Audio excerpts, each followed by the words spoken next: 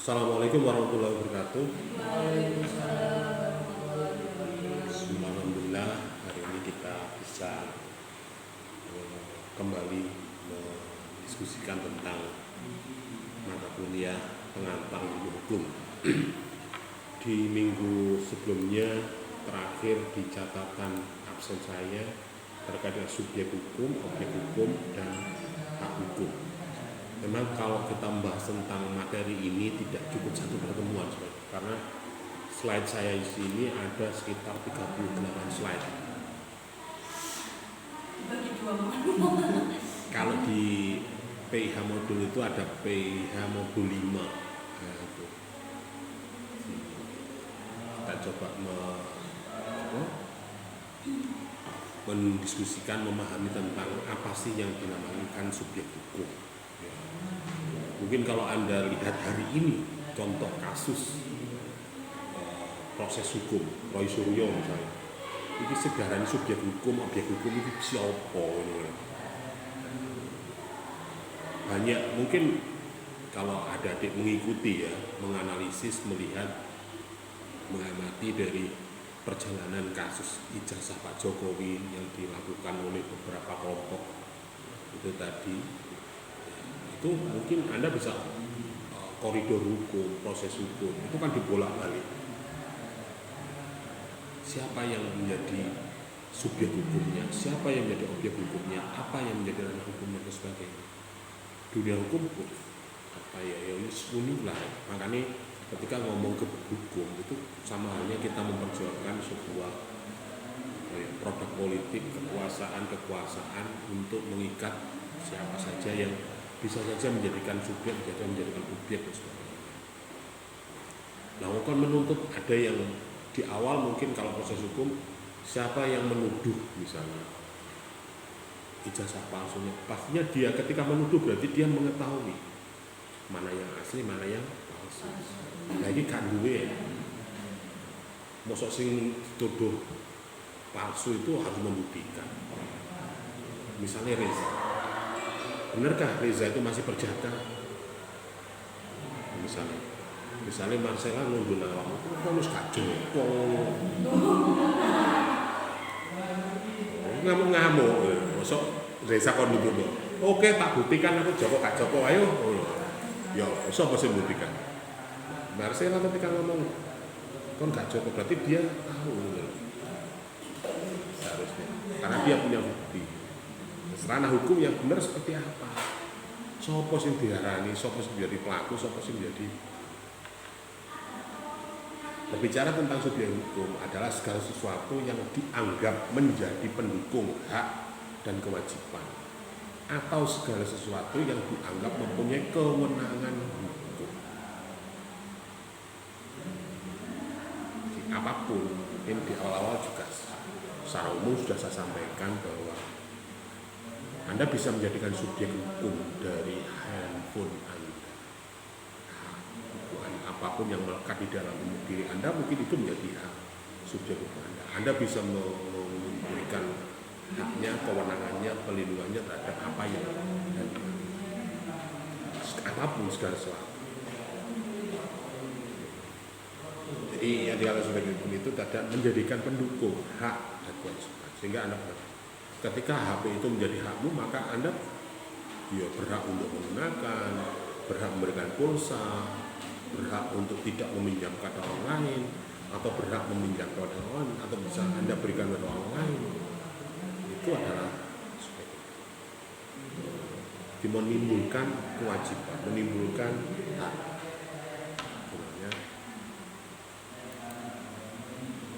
Nah, subjek hukum itu meliputi ada yang namanya manusia, ada namanya badan hukum.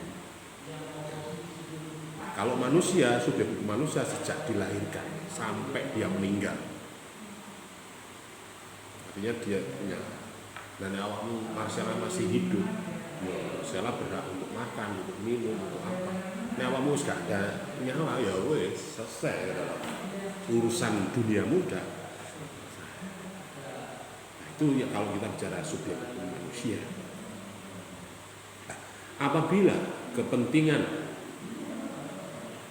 atau menghendaki sehubungan dengan harta peninggalan warisan terbuka anak, maka yang masih dalam kandungan ibunya dianggap telah lahir. Subjek itu, hak itu bisa juga dialihkan, diwariskan. Karena apa? Hubungan anak kandung atau ahli ini diatur di dalam Undang-Undang Perdata. Meskipun dia belum lahir, entah itu lahir urip mate, ya berarti sudah punya itu di tengah itu.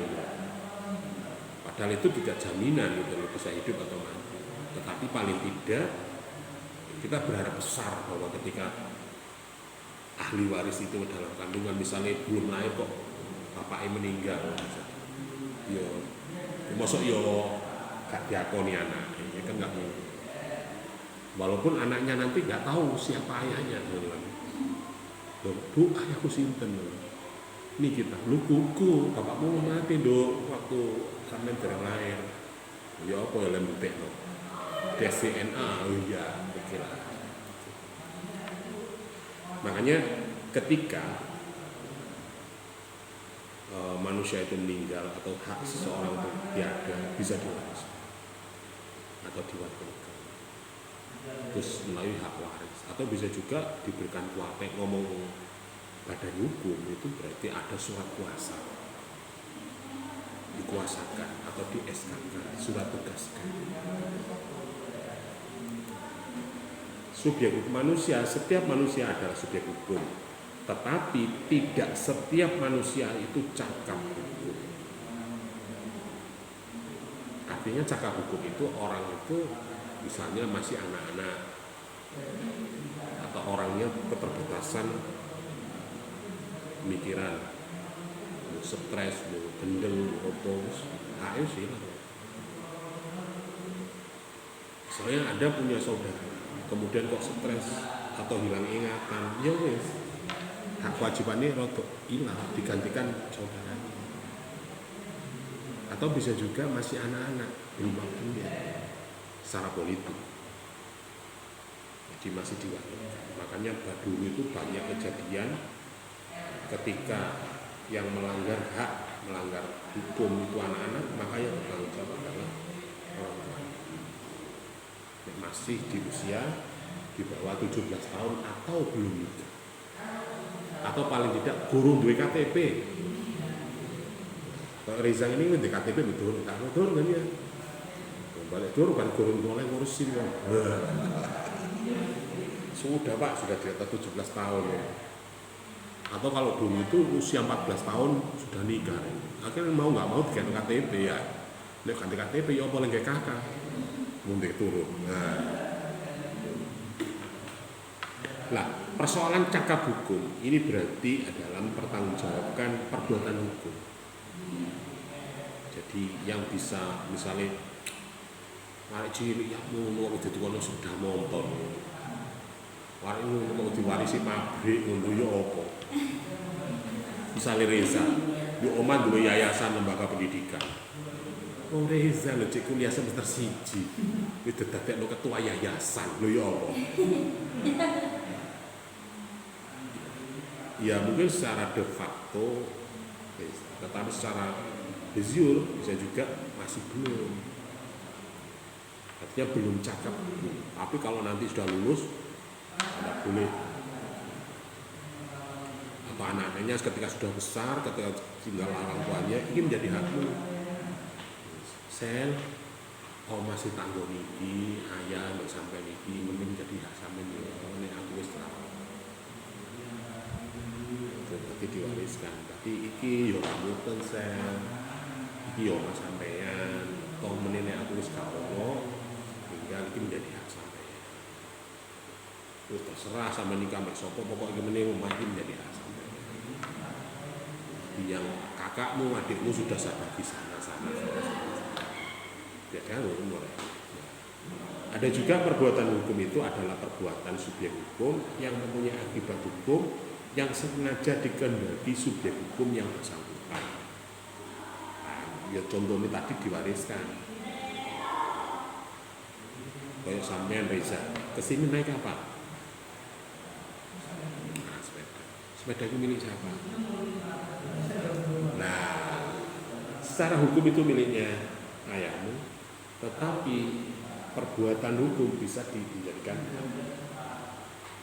ayahmu numpas no sepeda kok gawe. Jadi kan sepeda, jadi sepeda ayah, tapi kan ketika keluar dari rumah itu kan menjadi hakmu. Oh kalau dua gini ayah gak gawe atau tinggal terminal lo masalah kon. Itu namanya perbuatan hukum yang memang akibat bisa digendaki oleh orang tua. Ya BPKB ini atas namanya ayah, tetapi haknya bahasa men tumpai, bahasa men tumpai, bahasa men dol, bahasa men terserah sampai. Itu bisa digendaki seperti itu.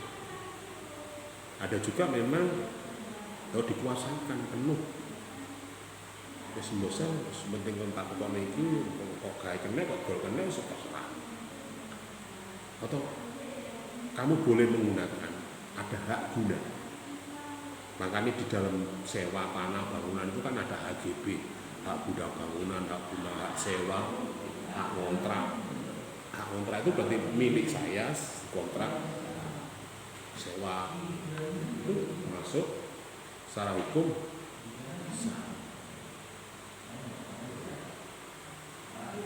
Nah, subjek hukum juga yang dinamakan apa ini? Oh, ini kembali lagi keterangan tentang yang namanya tidak cakap hukum.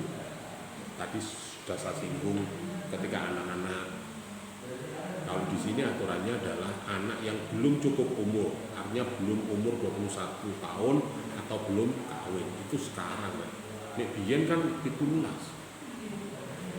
Nek saiki ngomong KTP, wah KTP anak sudah ada, tapi hak politik belum. Jadi ada beberapa kewenangan yang sudah bisa di-HI oleh anak. Yang ngomong sudah punya hak KTP loh, ada yang belum. Ini bisa dikatakan belum cakap. Artinya pemberlakuannya, perbuatan hukumnya belum bisa dikatakan pengaruh terhadap kasus. Misalnya arek ciri kok tawuran kuampelan yo gurung dikatakan pidana rek. Walaupun kadang sampai kematian ya. Misalnya Reza, uji umur 16 tahun, tumpaane wis mobil nowo bro arek paras-paras wong warung mati 5. Sopo sing tanggung jawab ngono? Mosok Reza sing dihukum. Ya wong tuane. Ingat gak kasusnya L dan Dul itu? Masih anak-anak wis dicekeli mobil mewah, nowo bro wong trotoar atau apa mati biru. Nah, soal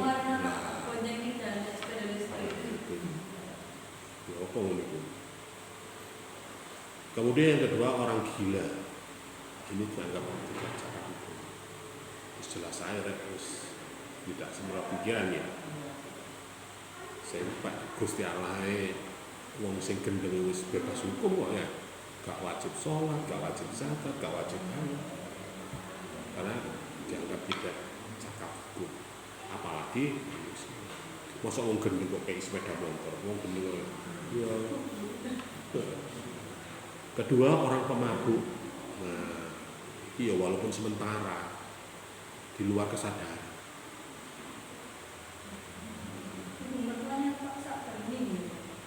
Duh, ini baru dikirim bukan. Oh, tak mau coba. Belum mau coba yang meninggal kemarin itu orang tuanya Bu Esti.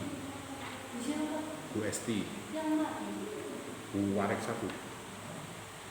Mertuanya Bu FKIP. Oh, iya tahu. Bu Warek. Ini di. Kalau yang terbaru ini kan belum tahu, saya belum baca. Baru ini tadi. Oh ya. Iya. Wes, semua mengalami. Saya 2 bulan ini ibu dan bapak mertua saya. Dua-duanya mertuanya. Nah, ibu kalau saya loh, saya pribadi ibu kandung saya kemarin. Minggu kemarin ayah mertua. Yang pas Pak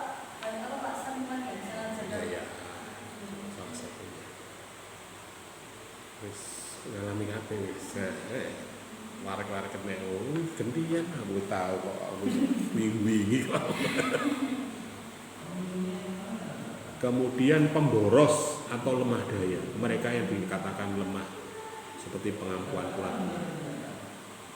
Jadi ya apa ya pemboros itu lemah daya, artinya wis arek iki gak kena dicekeli apa-apa arek. Gak kena dipasrai apa-apa arek.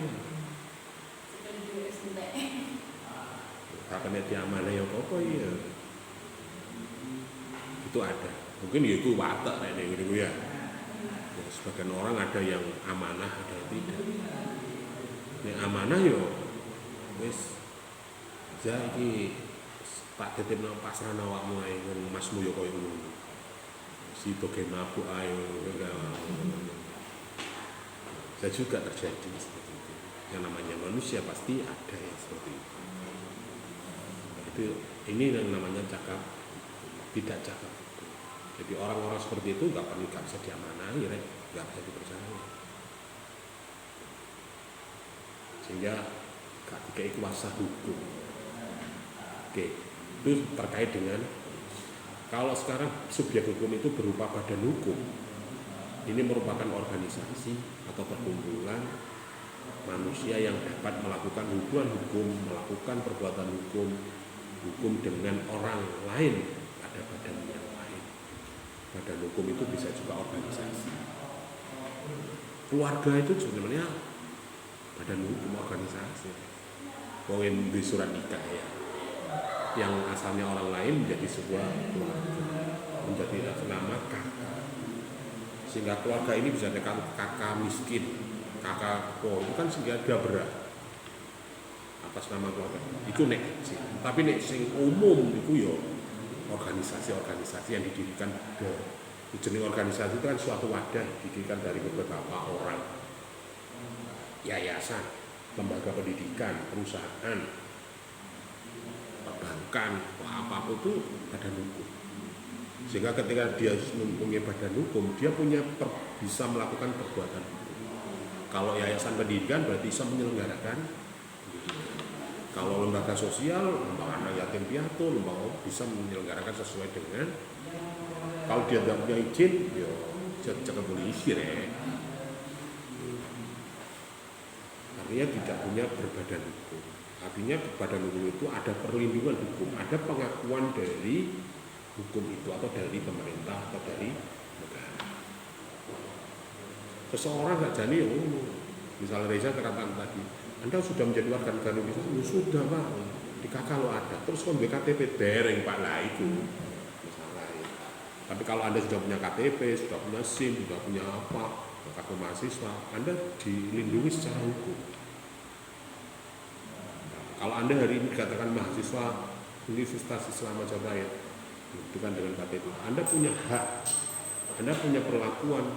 Misalnya Reza budal nang ini dari rumah, kok tengah dalam kok dicegat, atau kejadian perampokan atau pencopetan atau kecelakaan, lu mahasiswa UNIM itu ada perlindungan atas nama warga UNIM. Oh UNIM itu ada layanan ini, oh berarti Reza kalau kecelakaan berarti dapat asuransi. Kalau kakinya patah dapat 25 juta, 40 juta. Meninggal oleh 3 juta. Nah, ada. Jadi kalau badan hukum itu artinya lembaga melakukan perbuatan hukum dengan badan hukum. Bisa melakukan kerjasama dengan organisasi. Unsur-unsur badan hukum itu adanya organisasi atau perkumpulan, mempunyai harta kekayaan yang terpisah dengan pribadi. Jadi misalnya ketua yayasan, itu kan dia secara pribadi juga punya kekayaan, yayasan juga punya harta sendiri, harus dipisahkan. Nek dadi siji ya tapi umumnya ketika jadi ketua yayasan ya tadi siji ya koyok-koyok. Jadi akhirnya apa? Dia bisa mengambil kekayaan dari hasil yayasan, bisa mengambil kekayaan dari pribadi. Padahal itu kalau kita bicara tentang hukum, organisasi harus terpisah. Mana keuangan pribadi, mana keuangan mana keuangan organisasi, mana keuangan pribadi. Karena apa? Organisasi itu milik beberapa orang. Nah, yang punya harta kekayaan itu misal, sehingga mempunyai tujuan tertentu, organisasi, badan itu mempunyai usaha, mempunyai kegiatan yang ya tadi kalau bidang pendidikan ya pelayanan pendidikan, kesehatan, sosial ya sosial, atau bisa juga jasa. Misalnya Anda punya biro jasa transportasi, biro jasa, berarti Anda punya hak, Anda punya kelayakan secara hukum melakukan bidang yang Anda punya CV, Anda punya PT, nah itu berarti bisa menjalankan, sehingga badan hukum itu tidak punya kepentingan sendiri, ada kepentingan orang lain di situ. Misalnya saya dengan mahasiswa, saya dosen, apa TU, ini di bawah naungan yayasan ini, berarti yayasan ini bertanggung jawab atas hak dari beberapa komponen yang berada di dalam. Ketika haknya tidak diberikan, ya Anda boleh menuntut. Nek keluarga ono ya. Ketika anaknya ditelantarkan, orang tuanya bisa dituntut. Misalnya anaknya kok gak dikei mangan atau gak dikei susu, gak dikei perlindungan, ya wong tuane kena tuntut. Makanya kan zaman sekarang ada yang sampai tuntutan orang tua, anak untuk orang tua dan sebagainya. Secara hukum boleh, tapi secara etika, secara bisa juga tidak boleh. Tidak yang lainnya bisa juga tidak boleh. Kok cik mentolone, ayah kok ingin, kok tuntut ini, aku wis gede ya, mosok ayah kon mlaku ayo, iya. Akhirnya kok lapor nang bapakmu nang Kapolsek, ya saya melaporkan ayah saya, kenapa tidak menjalankan tugas fungsinya sebagai orang tua. Ono enggak ono? Ya, nek ngomong hukum bisa saja gitu. Tapi secara etis, secara ya masa ya si dokon dipusui yang netizen cek goblok. Lho iku nek persoalan cilik-cilik ya enggak masalah, tapi sing bagi keluarga yang besar tertentu ada. Mungkin pembagian warisan. Nakalan Mas dikei ngene pabrik iki aku iki. Untuk hal yang sama, wah akhirnya kan tuntut-tuntutan antara orang tuanya dan anaknya. Saya kan anaknya, dibuktikan dengan kakak, dengan gen ini, DNA ini, saya ini keturunannya. Bisa juga menuntut orang pengadilan. Badan hukum ini terbagi ada dua. Ada badan hukum bersifat privat, ada badan hukum yang bersifat publik. Badan hukum yang bersifat privat itu biasanya semi-semi pribadi, kayak PT, koperasi, yayasan, itu kayak pribadi. Ini. Kalau yayasan itu biasanya nirlaba. Ya memang kadang pendirinya itu memang dari keluarga, misalnya yayasan lembaga pendidikan keluarga, pendidikan sosial. Karena mungkin hartanya banyak, usahanya banyak, akhirnya ngetekno yayasan sosial, panti asuhan, atau bisa juga kayak koperasi. Itu kan beberapa individu yang membuat sebuah usaha yang di badan hukum. Ada PT, perusahaan terbatas, perseroan terbatas. Itu badan privat, CP. Kalau badan hukum publik itu mesti seperti negara, instansi pemerintah. Publik itu berarti umum, tapi ono organisasi ini.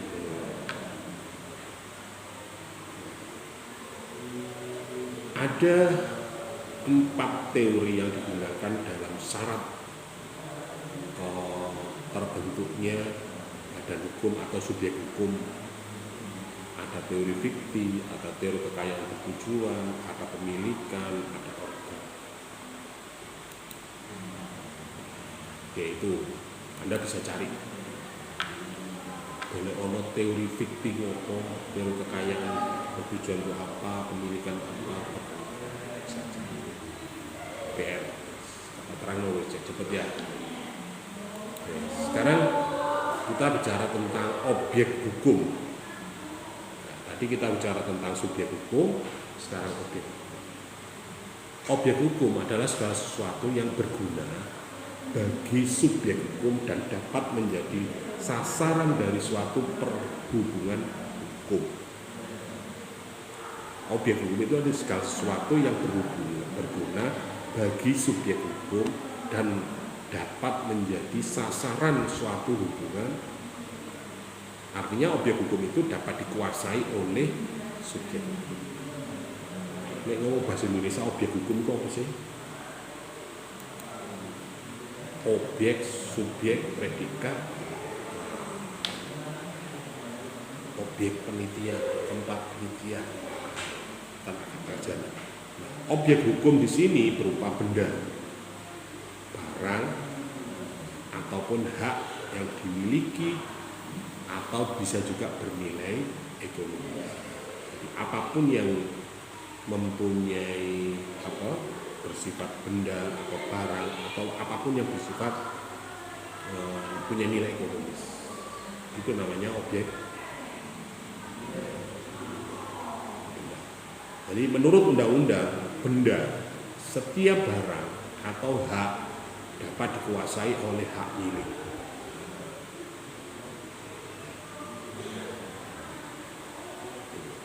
Arti luasnya adalah segala sesuatu yang dapat menjadi objek. Jadi menurut undang-undang, benda itu adalah ada yang benda itu menjadi fakta hukum atau ada benda sebagai alat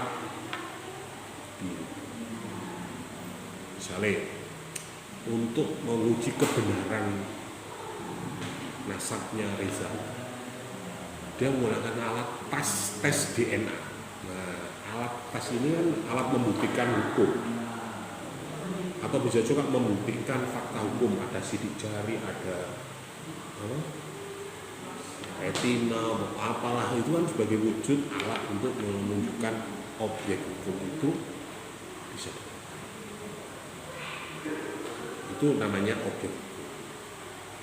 Nah, kalau benda-benda yang lain ya jelas nih, handphone, apapun yang punya nilai ekonomis, ada nilai manfaat, apapun bisa. Pokoknya ono nilai manfaatnya, nilai ekonomisnya itu bisa dikatakan nilai atau objek. Objek benda dapat dibedakan, ada yang benda berwujud, ada benda yang tidak berwujud, ada yang benda bergerak, ada benda yang tidak. Tapi aset itu ada yang aset bergerak, ada yang tidak bergerak. Ya mau wujud kayak tanah, kayak rumah, itu kan benda tidak bergerak. Tapi kalau Anda punya suara, punya jaringan, punya ilmu pengetahuan, diwujudkan. Ijazah Pak, iso tak jaminan, ya minimal syarat sih iya, tapi secara umum ya kemampuan seorang untuk melakukan sesuatu bisa juga menjadi objek hukum. Seorang dosen, seorang penyanyi, seorang dokter, mosok dosen dokter itu gembol ilmu ya enggak kan. Kalau dia ahli kandungan ya mungkin dengan pengetahuannya, dengan OSG, membaca hasil OSG, membaca situasi itu bisa dimaknai sebagai objek.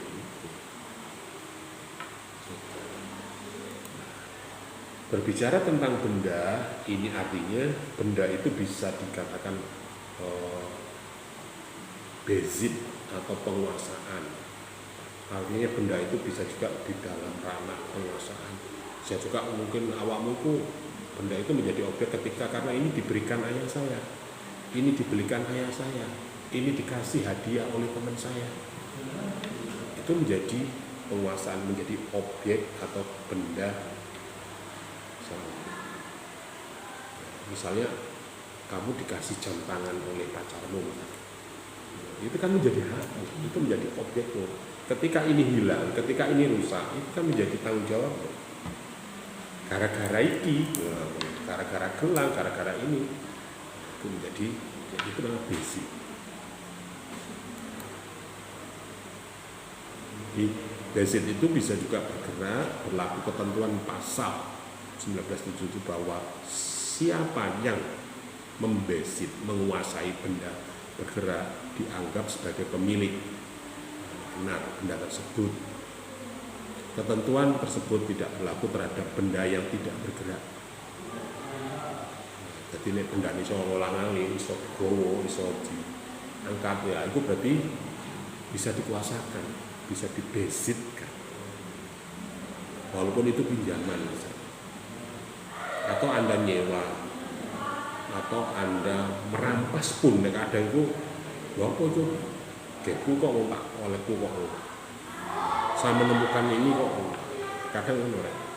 Jadi artinya siapapun yang menguasai belum tentu juga ejiner, artinya belum juga menjadi pemilik. Bisa juga kamu dipasrai. Tolong ya gawano ya tasku ATP kayak no ibu misalnya. Kamu kan searah ya, nggak mampir orang ini ibu ya. Dalam perjalanan ini loh, Anda punya kuasa. Nek misalnya ke barang hilang ya sampean ngiri roni. Ya, barang itu bisa ya sampean. Nah, itu namanya benda sebagai objek hukum, sebagai apa ejiner, artinya bisa disebutkan, bisa di sementara untuk menjadi objek Anda. Kalau nyawa Anda, roh Anda itu sudah sampean diselahi ya. Dipinjami Tuhan, Anda diamanai untuk disatukan dengan jiwa Anda, jasad Anda, sehingga Anda menjadi seorang manusia. Makanya orang yang meninggal, innalillah, kembali lagi pada yang ini. Ruhmu, ini bukti Tuhan bahwa Anda bernafas, ini adalah Tuhan. Allah. Ketika ini lepas, ya ini menginnalillah. Jasadmu, ya pendem, selesai. Nggak, rohnya kemana Pak? Ya semua orang dia.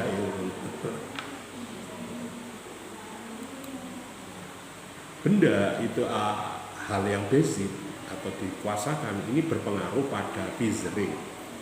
Vizering itu adalah kadaluarsa, bisa juga terjadi seperti itu. Kayak pulsa itu kan bisa kadaluarsa, handphone dan sebagainya jangan kadaluarsa. Atau bisa juga SIM. Selama itu masih berlaku ya berarti masih bisa dijadikan objek untuk Anda bisa atau izin mengemudi. Tetapi ketika kadaluarsanya habis ya nggak kanggo rek. Benda levering itu adalah benda penyerahan terhadap benda bergerak terwujud, benda yang diserahkan secara nyata. Sedangkan terhadap benda bergerak tidak berwujud penyerahan nyata apabila ada endorsement, ada case.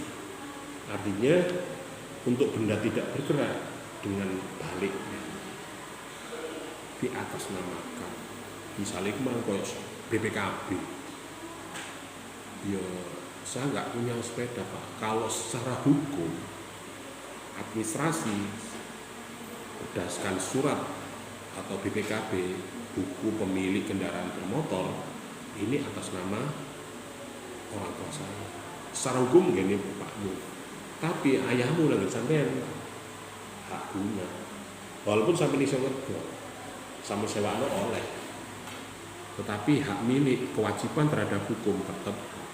Makanya saiki misalnya ono etilang, ya Allah, peda iki lho didelayak 5 tahun yang lalu, mbok keduwe wong ndi.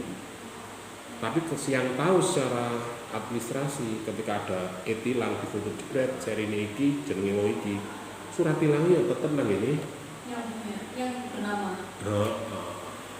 Padahal awakmu gitu-gitu, ya Allah itu peda 5 tahun yang lalu tak dolok. Ya mungkin belum balik nama. Kalau sudah balik nama, yaitu levering. Artinya ada sudah perubahan balik nama sehingga Anda tidak punya kekuatan hukum atau perbuatan hukum di situ. Nah, ada bearing. Bearing itu berarti pembebanan untuk benda bergerak, dan pada gadai atau untuk benda yang tidak segera dihipotek atau ditebus itu ya menjadi beban tanggungan. Sampai misalnya sampai tak selangi HP, yo selama Anda pakai yo Anda harus bertanggung jawab. Mosok kon gawe tok nek kalau HP-mu tak balekno posane entek ya gak ngono rek. Misale Reza gawe sepeda motor, sama nih nggak wani sepeda motor ya sak bensine ya, nah iya gak apa-apa. Tapi gue nek kok gak tau terus entek ya tuh kok rek. Nah itu berarti ada bearing, ada pembebanan, ada kewajiban yang harus diberikan. Nek sampean misale, aku titip kucing ya nang mamu, mosok kucing kok jiar no. Ya kan paling nukono pakan, nukono apa kan ngono. Nah, benda dewasa ini arti pentingnya adalah pembedaan benda bergerak dan benda tidak bergerak. Nampak kurang karena adanya perubahan pelakuan terhadap pemilik, pemilihan, atau benda bergerak yang dipelihara. Peralihan harus diikuti dengan balik nama, misalnya kendaraan bermotor. Makanya saiki kan setiap Anda beli motor yang bekas atau baru, ya iso ya segera di atas namakan ini, sehingga proses hukum itu bisa jelas. Makanya itu menjadi tumpang tindih ketika pedamu ngeredit. Artinya ada perjanjian fidusia, perjanjian hukum, perjanjian perdata. Selama motor ini gurung lunas kan menjadi haknya finance, ya, leasing. Tetapi sepeda motor itu jenengmu. Iki nek diproses hukum ya apa misalnya. Makanya ono debt collector yang apa kan akhirnya masalah kan. Kalau dirampas di jalan, tangkap saja. Tapi kalau diproses secara hukum, perjanjian fidusia, ya gai serai gitu. Loh, ini sepedanya jenenge ayah. Aku kok tanggep nyolong. Loh, ayah lho sapa? Wong iki sepeda dikene aku. Iya, tapi sepeda iki gurung lunas. Iki jelek, iki apa? Ini kan banyak terjadi sekarang. Yang nunggak 3 bulan, 4 bulan wis tarik ngono. Padahal kalau perjanjian fidusia tidak bisa, harus ada putusan hakim dulu, putusan hukum. Ya apa itu penyelesaiannya? Nek perdata, yo apa sepurani yo 3 wulan iki gurung iso duit tak bayar kuliah dhisik ya. Misalnya ngono. Makanya harus ada perhatian balik nama nek kepingin. Sekarang yang penting itu perhatikan adalah apakah benda atas nama atau benda bukan atas nama. Jadi kemungkinan kalau kita masih anak-anak, masih di bawah pertanggungan orang tua, mungkin banyak barang atau benda yang masih atas nama.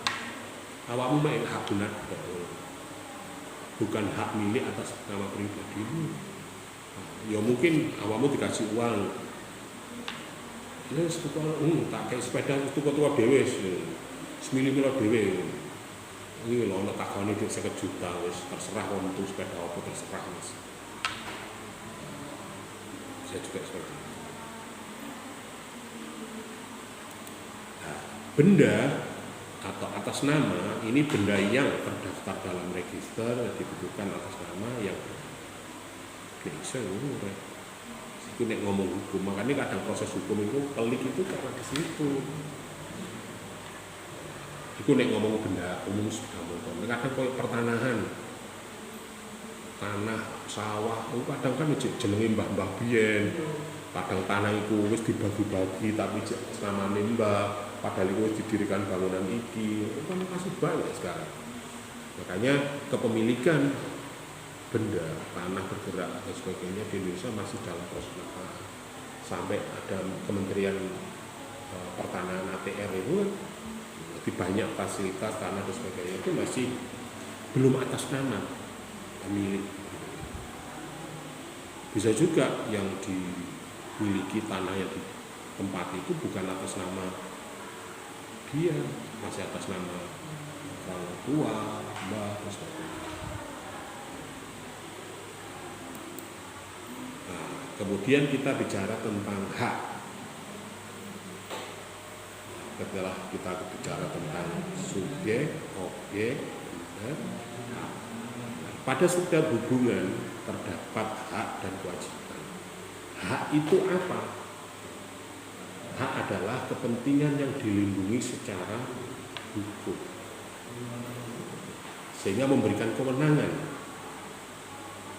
pemegangnya untuk berbuat sesuatu atas menjadi objek dari benda tersebut atau dari orang lain.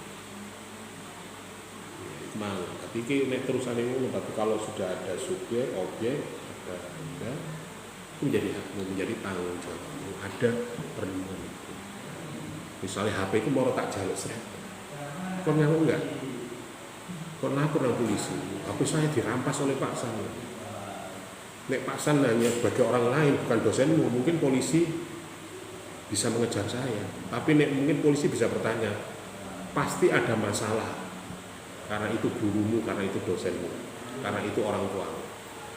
Tapi nek HP ku direbut oleh Reza, wah, berarti Reza bisa dikatakan perampok, bisa dikatakan pencuri. Itu ngomong keadilan, itu ngomong. Sehingga inilah perbuatan hukum itu bisa dimasuk pidana, bisa masuk pencurian. Nah, misalnya saya yang merampas, berarti ada penegakan disiplin. Pasti di situ ada persoalan, pasti di situ ada hal sesuatu yang mengakibatkan pelanggaran hukum. Misalnya HP kok disita ibumu, ya paling kamu kakean gimana atau pacaran terus atau slip kolaan terus kan itu ya. Sel buku sel cari kuliah usik tahu.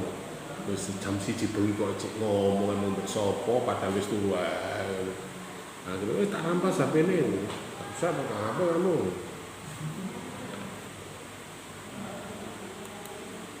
Macam-macam hak, ada hak absolut mutlak. Jadi hak itu ada yang hak mutlak. Kalau masalah ini masih hak mutlak orang tuamu. Ya awakmu nek atik ngejak Marcella kudu izin duwe. Sapa sing duwe ya ibu bapake. Tapi nek ibu bapake Bu putranipun kula suwun. Oh ya Le. Mari apa iki? Ya wis. Wong tuamu ganti hak. Ngamu-ngamu lah apa anak wis kena aku kok ngono. Wis ngono apa. Tapi nek ngene iki oleh.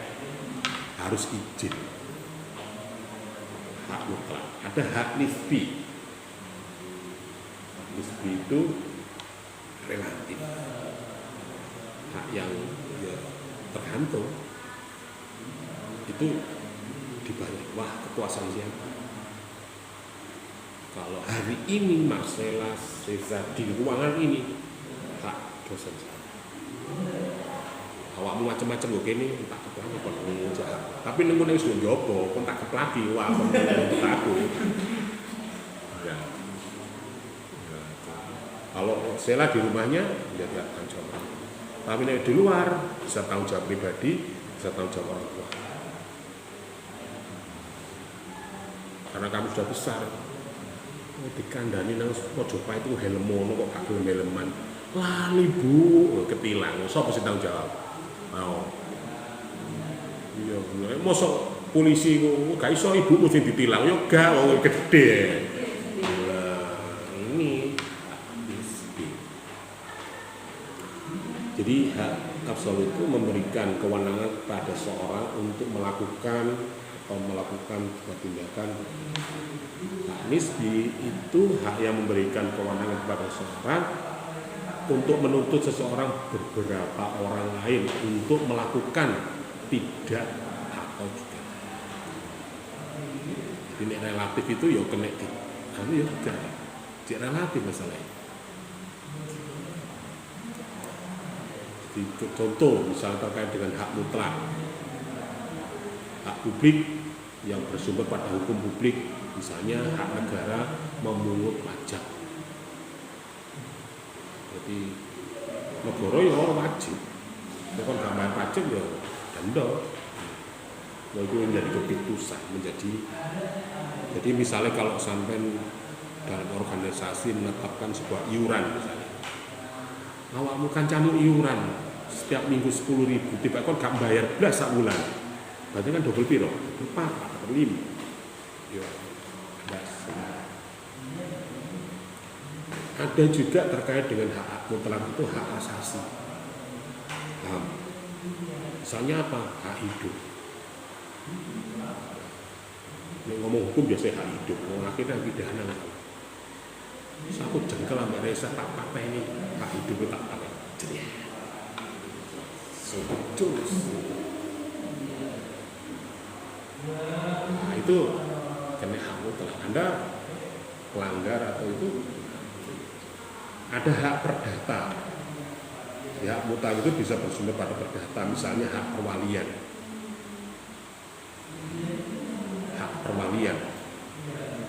Hak perdata itu bisa juga perwalian itu diwakili atas namakan, di atas namakan.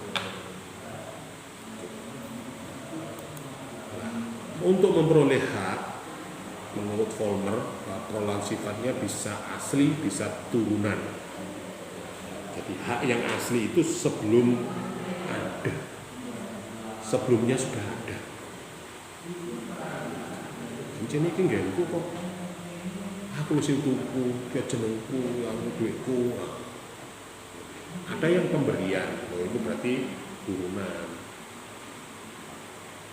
Setelah seseorang itu punya hak milik, kemudian dikekno, itu namanya turunan. Tapi ada yang hak asli, ya hak hidup itu termasuk asli. Lahir procot urip, ya berarti Anda punya hak hidup. Tapi kalau benda yang lainnya bisa juga sebelumnya miliknya dia berpindah ke sampean. Itu hak perwalian atau hak turunan. Oke. Ada pertanyaan sampai di sini?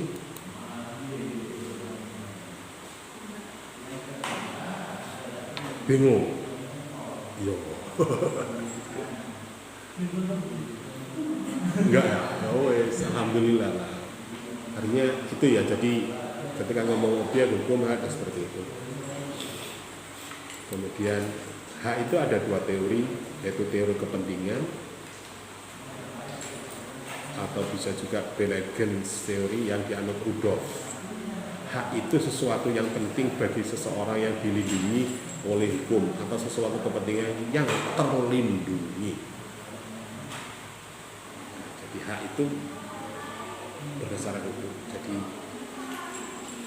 kenapa Anda menjadi hak orang tua Anda? Yo, menjadi secara gen keturunan iya Pak, secara hukum administrasi negara juga iya. Yo, menjadi perwalian hukum. Hak Anda berlindungi secara hukum. Ya. Hak itu dapat ditimbulkan pada subjek hukum. Ini sebabkan beberapa hal. Adanya subjek hukum baru atau baik orang maupun badan hukum yang lain. Artinya hukum yang lain misalnya, lu barang ini tak tuku kok iki lho kwitan sini. Itu bisa jadi balik. Terjadinya perjanjian, kesepakatan. Itu bisa juga menimbulkan hak. Wis sepedamu kawin lah, sak durunge awakmu tumbas sepeda motor baru untuk sementara waktu saling pakai. Berarti hak. Bisa juga terjadi kegiatan diderita seseorang akibat kesalahan, kelalaian seseorang. Ini juga menjadi tanggung jawab. Misalnya Anda tidak sengaja kok mau merusak atau apa, akhirnya ya menjadi tanggung jawab, hak hukumnya menjadi ini. Aku mangrumu, mangkarula enak, gak tadi saksi. Lapo kula nangoni malah petuk Reza, malah dadi kontainer Reza. Ya iku malah terjadi dengan hukum. Entah hukum sosial atau hukum hilangnya hak. Hilangnya hak itu apabila orang itu meninggal, tidak ada pergantian ahli waris yang dituju, atau bisa juga pemegang atau maupun tuju secara hukum. Jadi wong ini mati jret kok karena ahli waris yo gak ngekek yang mana yang lian hilang deh, menjadi hak negara. Atau bisa juga hak hilang itu karena masa berlakunya.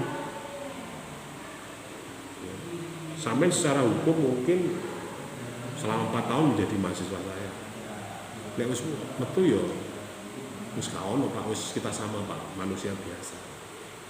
Tapi mungkin secara etis, secara kaidah normal, hukum adat ya tetap selamanya. Tapi secara hukum aku gak duwe hak. Anda juga tidak hak menuntut saya untuk kosong jangan nek wis awakmu wis lulus, wis sudah, Pak saya belum dapat materi ini, saya juga ya apa. Ya, akhirnya kan secara hukum memang sudah tidak ada, tetapi secara moral ya tetap Pak ngampun dan Pak kalau semakin tentang kasus seperti ini ya, saya harus bagaimana Pak? Ya di luar aja ada nih kemarin itu ada senior Anda ya umum kasus hukum dia tanya rumah ya apa ini ya mohon maaf Pak ini di luar kuliah, tetapi ini loh keluarga saya mengalami kasus hukum seperti ini. Menurut jenengan saya harus bagaimana Pak?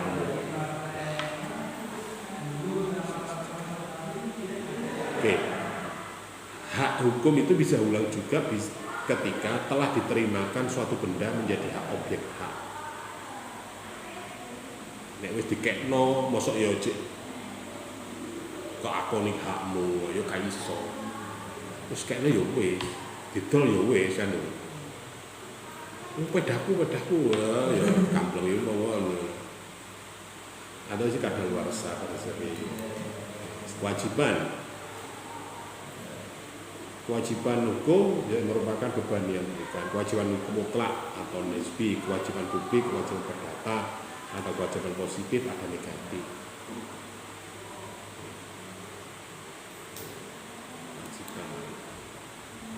Lahirnya timbulnya kewajiban itu bisa juga diperoleh karena hak yang dibebani. Bolak-balik ngono bahasanya ya. Karena kadaluarsa contohnya denda. Kon telat kok yo bayar malah kok kesepakatan. Ya kon telat sakmene denda sakmene. Nek kana dendane baru gak bayar. Dia ada hak kewajiban yang harus hapusnya kewajiban itu karena meninggal berdoa yang peristiwa hukum. Nah, peristiwa hukum itu semua kejadian fakta yang terjadi dalam kehidupan masyarakat yang akibat hukum, perwalian, jual beli dan sebagainya. Itu perbuatan hukum, perbuatan hukum, akibat hukum, sanksi hukum. Sanksi hukum ini macam-macam. Ada aspek sosiologis, ada aspek yang lemah sekarang itu adalah sanksi sosiologis. Nek biyen itu kan, nek sanksi penjara itu kan badannya, jasadnya dipisahkan, dibatasi kebebasan secara fisik. Nek sanksi sosiologis ini kan gak ada batas. Masuk metu penjara itu loh Cik. Barani maling ayo. Oh mantanku wis mantan ya wis lah dadi teman dadi opo, cuk mantan terus rek. Kok sanksi itu bisa juga negatif. Ada pemulihan keadaan, ada pemenuhan keadaan, ada penjatuhan hukuman dan sebagainya. Di hukuman itu, sanksi itu bisa juga menimbulkan perdata. Hukuman itu bisa berupa denda, bisa berupa pidana. Kalau denda itu biasanya perdata. Tapi sekarang kan ada yang hasil tindak pidana korupsi misalnya, yo kena denda, yo di penjara, gitu ya.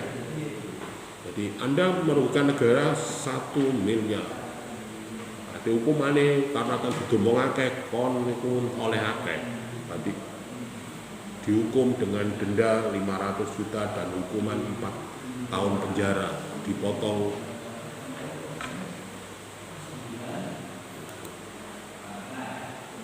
perbuatan yang melawan hukum. Nah, perbuatan yang melawan hukum itu berarti perbuatan yang memang ada yang sengaja, ada yang tidak sengaja. Misalnya Anda pengendara motor, moro-moro tarik cilik nyowakan, daya, belum, si salah sopo, si tanggung jawab sopo.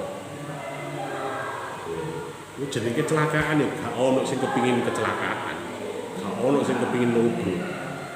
Jadi kecelakaan, eksiden.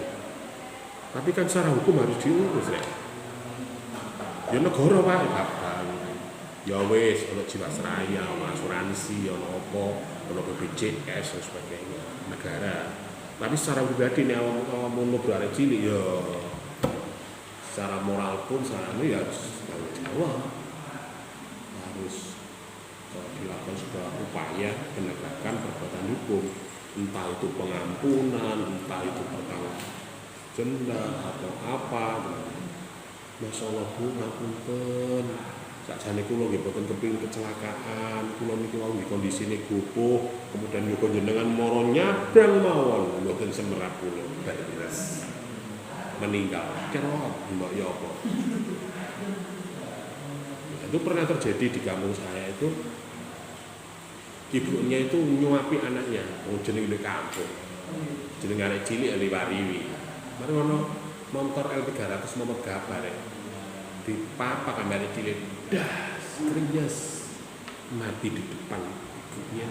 Ibu ejek nyekel ya apa sampean. Ya. Sing salah sapa niku ayo. Nek ngomong hukum anu ya wong ibuke kena juga. Wong salah wong bulang anak wong jenenge arek cilik ae mlayu-mlayu. Siapa? Jalan tengahnya seperti itu. Di sisi lain mungkin takdir, di sisi lain mungkin kecelakaan, di sisi lain juga kesalahan faktor manusia. Ya harus sambil jalan tengah. Maka perbuatan hukumnya juga sing ibuke ya lu saya kehilangan anak wis umur 2 tahun piye mau sing nyopir yo men tolong ngamure gak uas to iya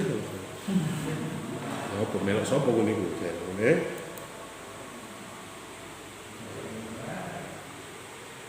oke selesai ya ada yang tanya kan